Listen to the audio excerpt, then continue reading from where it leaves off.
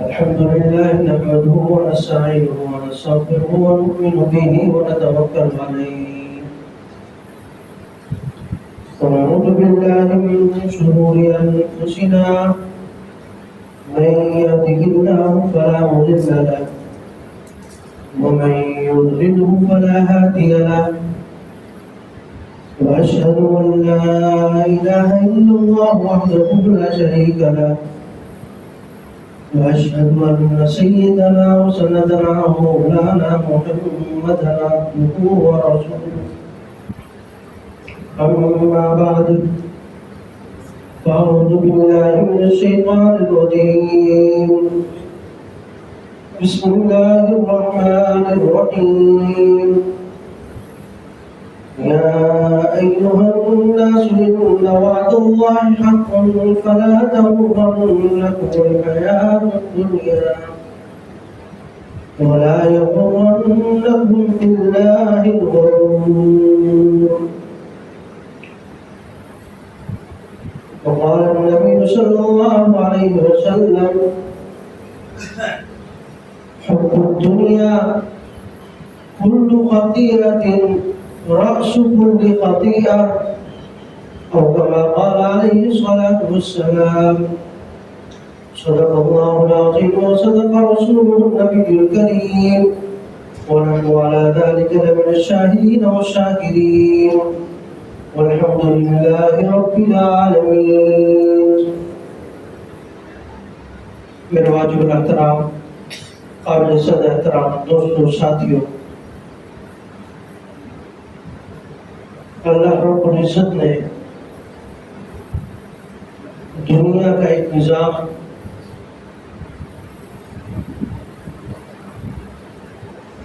اس طریقے سے بنایا ہے کہ جو اسباب کے تحت ہے اور اسباب کے ساتھ چلنے والا ہے، بغیر اسباب کے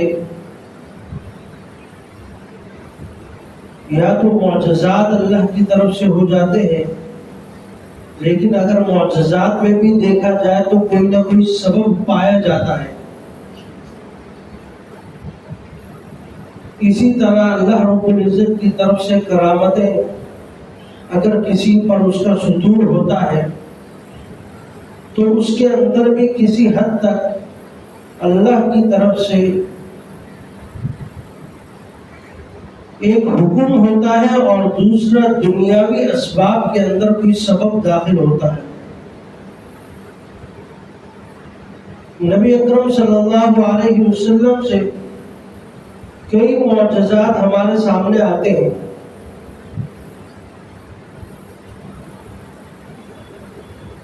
آپ علیہ السلام ایک پیالے میں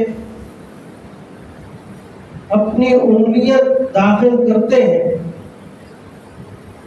تو پیالہ اتنا کافی ہو جاتا ہے کہ اس سے کئی لوگ دودھ پیتے جاتے ہیں، یہاں تک کہ وہ سیراب ہوتے جاتے ہیں اور وہ پیالے میں دودھ ختم نہیں ہوتا۔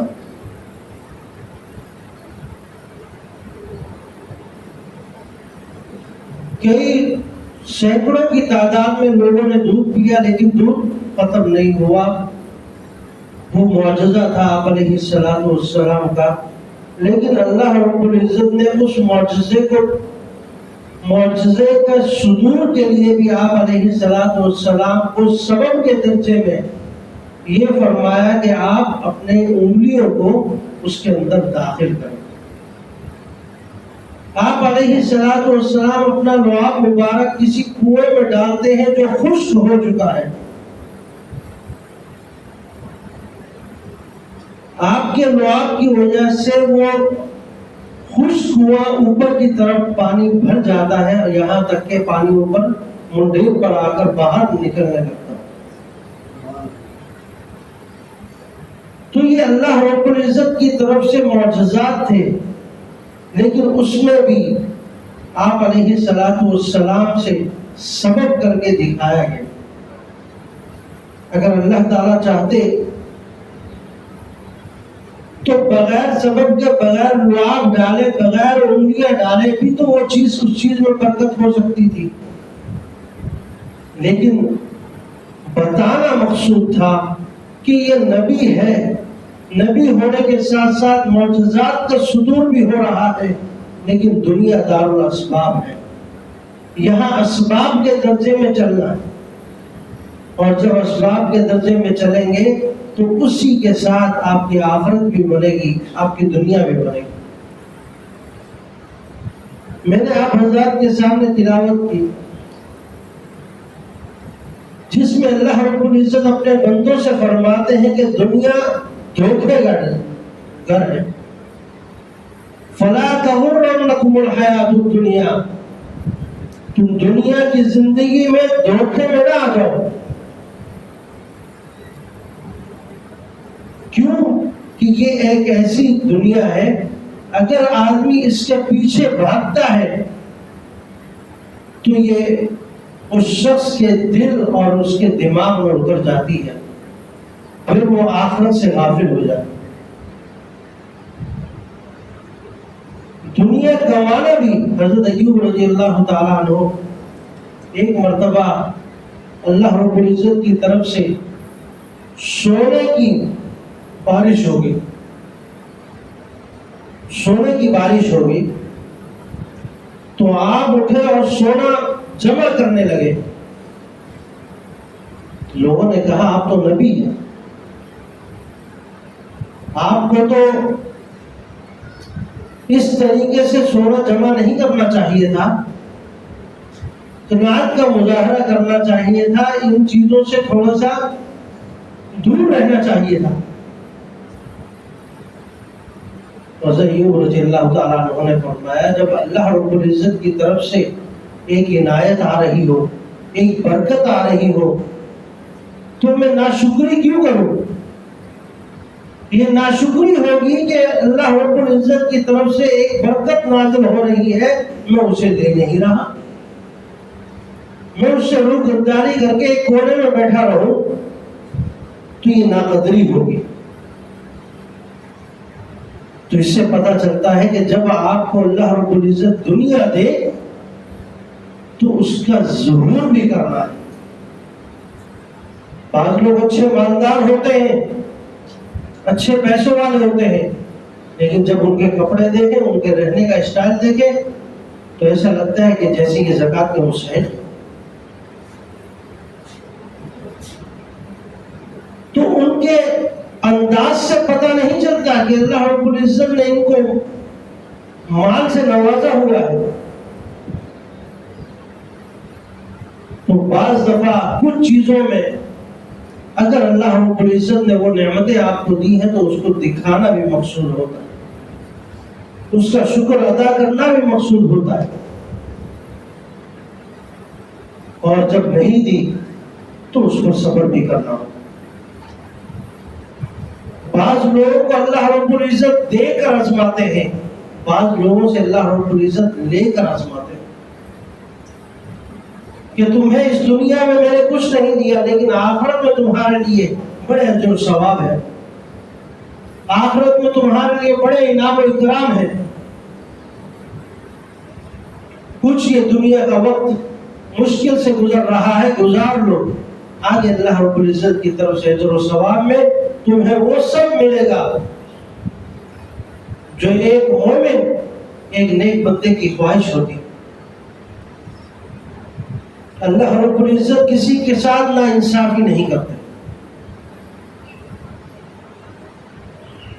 تو میں عرض کر رہا تھا بعض دفعہ اللہ رب العزت دے کر آزماتے ہیں، بعض دفعہ لے کر آزماتے ہیں۔ حضرت ایوب رضی اللہ تعالیٰ عنہ کو اس طریقے سے دیا اور آپ نے اس پر شکر ادا کیا، اس برکت سے فائدہ اٹھایا، اس سے روگردانی نہیں کی۔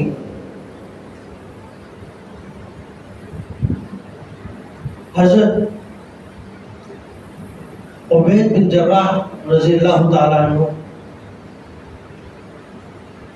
بہت بڑے صحابی گزرے ہیں۔ حضرت عمر رضی اللہ تعالیٰ عنہ کی خلافت میں ایک علاقے کے شام کے گورنر تھے. شام بہت ہی زرخیز ملک تھا مال و دولت کے لحاظ سے، یعنی وہاں کے لوگ امیر ترین لوگ شمار ہوتے تھے.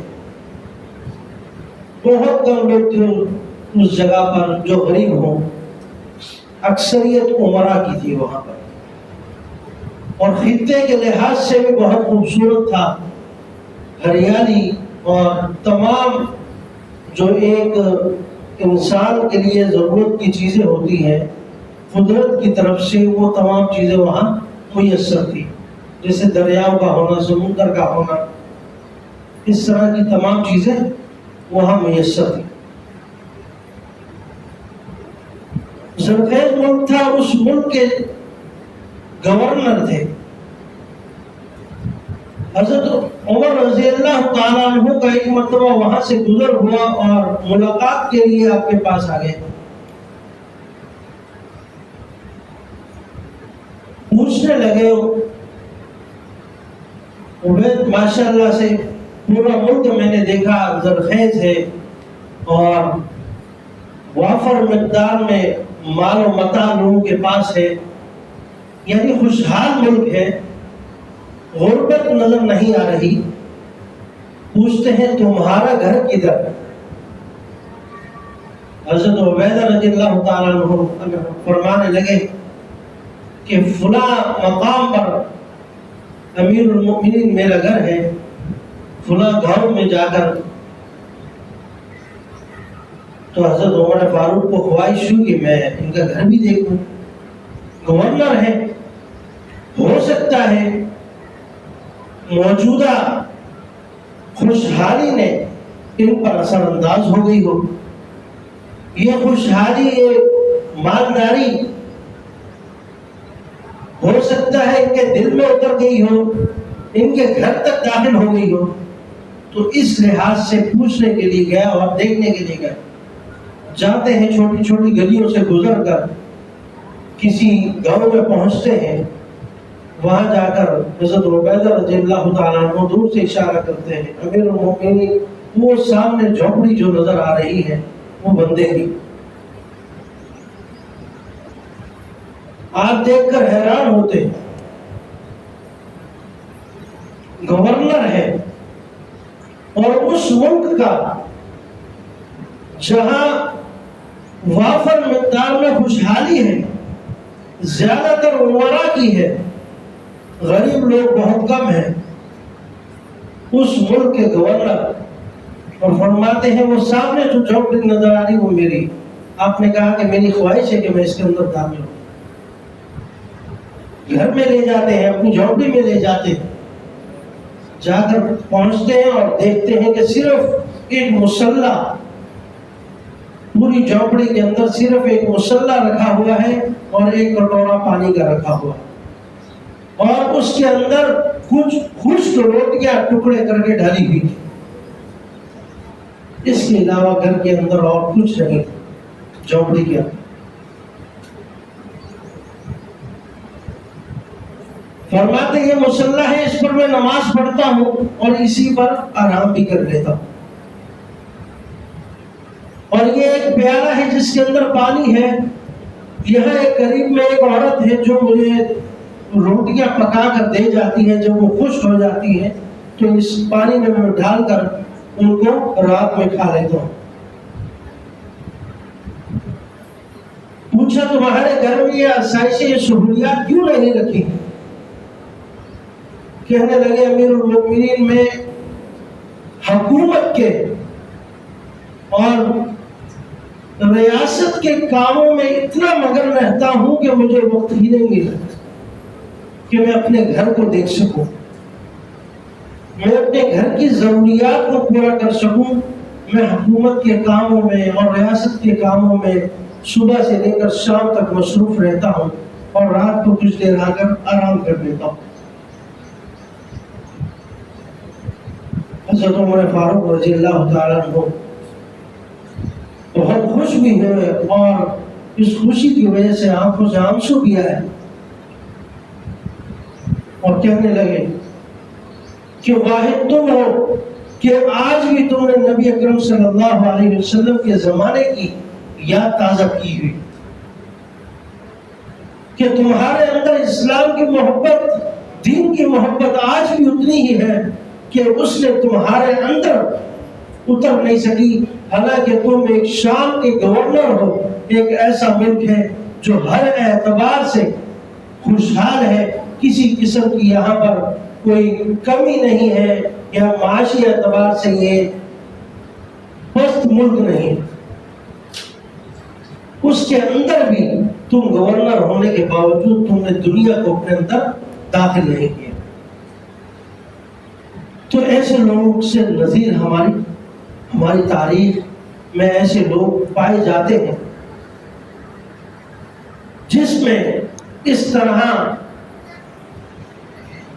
کے لوگ بھی موجود ہیں جنہوں نے دین کا کام کرتے ہوئے، ریاست کا کام کرتے ہوئے موقع ہی نہیں ملتا کہ وہ اپنے گھر کے لیے کچھ کر سکیں۔ اس کے برعکس موجودہ زمانے میں دیکھا جائے تو ہمارے حکمران کہتے ہیں کہ یہی چند دن ہے، اسی میں کچھ کما لو، اور پھر کوئی لندن جا کر بیٹھ جاتا ہے، کوئی برطانیہ جا کر بیٹھ جاتا ہے، پھر بقیہ زندگی وہاں گزارتا ہے۔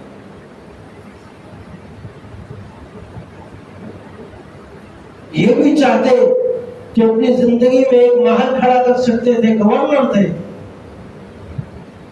اور ایک خوشحال ملک کے گورنر تھے، کسی قرض شدہ یا معاشی اعتبار سے پست ملک کے گورنر نہیں تھے۔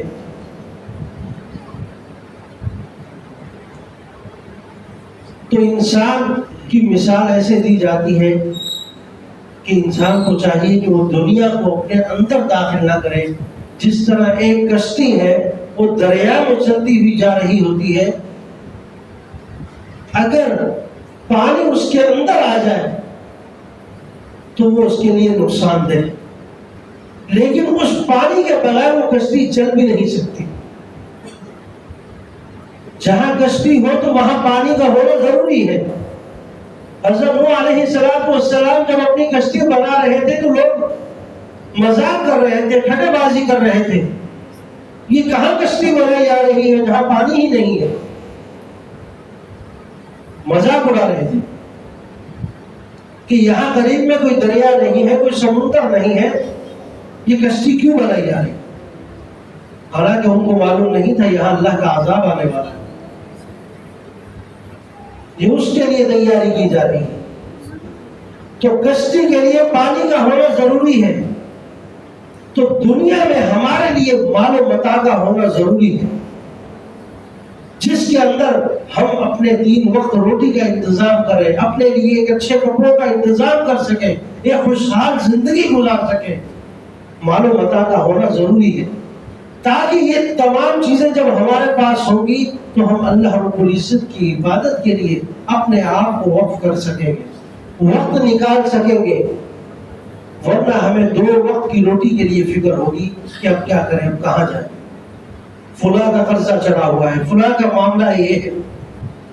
تو اس طرح کے مسائل کے لیے حضرت سفیان ثوری رحمۃ اللہ علیہ فرماتے ہیں کہ نبی اکرم صلی اللہ علیہ وسلم کے زمانے میں مال و متاع کا ہونا دنیا سے، آخرت سے دوری سمجھی جاتی تھی، کہ مال و متاع اس کے پاس اگر آ گیا ہے تو اب یہ دنیا میں مگن ہو جائے گا اور آخرت سے دور ہو جائے گا، یہ سمجھا جاتا تھا۔ اور آپ کی اطلاع کے لیے حضرت سفیان ثوری کوئی اس زمانے کے نہیں ہیں، ہمارے سے بھی کئی زمانے پرانے بزرگوں میں ان کا شمار ہوتا ہے، کئی صدیاں پہلے کے لوگ ہیں۔ اس وقت یہ ذکر فرما رہے تھے کہ پہلے زمانے میں مال و متاع کا ہونا آخرت سے دوری کا سبب بنتا تھا، لیکن اگر آج کسی مومن کے پاس مال و متاع نہیں ہے تو یہ اس کے لیے دین سے دوری کا سبب بنے گا۔ اگر یہ غریب رہا، اگر خوشحال نہ ہوا تو ممکن ہے کہ کہیں جا کر اپنا دین بھی بیچ دے۔ اور موجودہ حالات میں ایسے کئی واقعات ہیں آپ کے سامنے آتے ہیں. کوئی قادیانی ہو جاتا ہے، کوئی کافر ہو جاتا ہے، کوئی عیسائی بن جاتا ہے، کوئی یہودی بن جاتا ہے، دوسروں کے مذہب کو اپنا لیتے ہیں صرف چند پیسوں کے لیے. کیونکہ بھوک کیا ہے؟ بھوک کی وجہ سے، اس پیٹ کی بھوک کی وجہ سے آدمی اپنے ایمان کو بیچ دیتا ہے. تو موجودہ دور میں اپنے ایمان کو بچانے کے لیے، اپنے دین کو بچانے کے لیے آپ کو اپنے آپ کو خوشحال رکھنا ضروری ہے، ورنہ یہی آپ کے بچے آپ کے خلاف ہوں گے. ایک وقت آئے گا ان کو کہیں سے اچھی آفر آئے گی، یہ آپ کو چھوڑ کر بھی چلے جائے گی کہ ہمیں دنیا میں اچھا رہنا ہے. تو جو وقت اللہ رب العزت کی طرف سے مل رہا ہے اس میں دنیا بھی کمانی ہے. اس لیے دنیا کمانی ہے کہ ہم آخرت کے قریب ہو سکیں، ہم اللہ رب العزت کے قریب ہو سکیں، ہم اللہ رب العزت کی چاہت اور خوشنودی حاصل کر سکیں. ہم دنیا کما کر ہمیں اتنا وقت ملے کہ ہم 5 وقت کی نماز آرام اور سکون کے ساتھ پڑھ سکیں. اس کے لیے محنت کرنی ہوتی.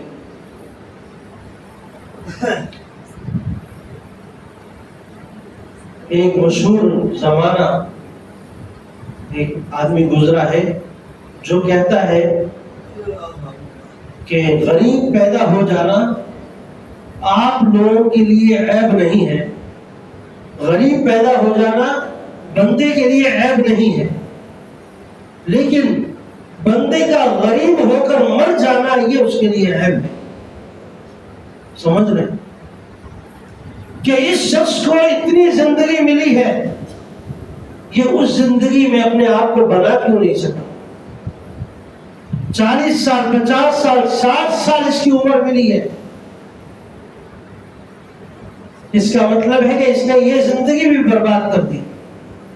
آج افسوس کے ساتھ کہنا پڑتا ہے ہمارے لوگ نوکر بن کر کام کر رہے ہیں اور نوکری کرتے جا رہے ہیں. اللہ رب العزت نے برکت کاروبار میں رکھی ہے. صبح 8 سے لے کر شام 7-8 بجے تک وہ ایک جگہ نوکری کرتا ہے اور 20-25 ہزار روپے کماتا ہے. یہ تو اکیلا اس ایک بندے کے لیے بھی ناکافی ہے، لیکن وہ برسوں اس حالت میں گزار دیتا ہے. یہ وہ اپنی جسم کے ساتھ، اپنے گھر والوں کے ساتھ، اپنے معاملات کے ساتھ اور اپنے دین کے ساتھ ناانصافی کر رہا ہے. کیا اس کو اتنی سمجھ نہیں ہے کہ یہ کچھ زیادہ محنت کرے اور ایسی محنت کرے جہاں سے اس کو رزق اچھا ملے؟ اللہ رب العزت نے عقل سلیم ہر شخص کو دی ہے، تو اس سے سوچنا چاہیے، سمجھنا چاہیے کہ میں ایک پیٹرن پر چلتے چلتے مجھے 5 سال ہو گئے، میرے اندر کوئی تبدیلی نہیں آئی، کیا میں اسی طرح کنٹینیو رکھوں، اسی طرح چلتا رہوں؟ جب تک یہ نہیں سوچیں گے تو اس غربت کے خون سے کبھی نکل کر اللہ رب العزت کی طرف یا اللہ رب العزت کی منشا کی طرف نہیں جا سکتے. میں یہ جملے کیوں بول رہا ہوں؟ بظاہر یہ بہت سخت لگتے ہیں لیکن حقیقت یہی ہے.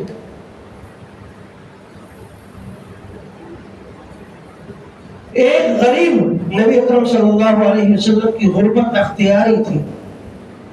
آپ علیہ الصلوۃ والسلام کے لیے اجازت تھی کہ احد اور پہاڑ، بڑے بڑے پہاڑوں کو سونا بنا دیا جائے، لیکن آپ نے اسے انکار کیا.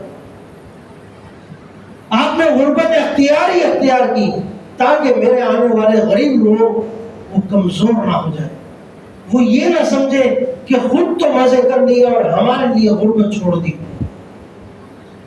ان کی دل شکنی نہ ہو، اس لیے خود غربت اختیار کی اور آپ لوگوں کے لیے وہ ساری کی ساری چیزیں لکھی کہ ایک شخص جب کمانے کے لیے نکلتا ہے تو وہ اس طریقے سے ہے جیسے اللہ رب العزت کے راستے میں جہاد کر رہا ہو.